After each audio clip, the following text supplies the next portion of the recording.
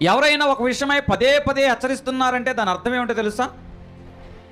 ఆ వ్యక్తి నశించిపోవడము అతనికి ఇష్టం లేదని, అతని ఎడల అపారమైన ప్రేమ హెచ్చరించే వ్యక్తికి ఉన్నదని.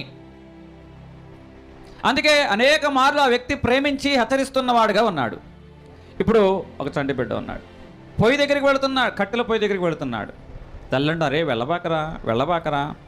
ఆ కట్టెల్లో ఒక నిప్పురవ్వ లేసి ఒక పక్కన పడింది. వాడు గమనించలేదు అనుకుంటా, పాకుంటూ వెళ్ళి అరచేయాల నిప్పు మీద పడింది. కొంచెం చురకంటింది.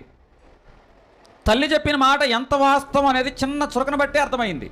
మరి నిజంగా ఆ పొయ్యిలోని సెగ నిప్పు అనేది అతను తగిలితే ఇంకెంత బాధాకరంగా ఉండేది.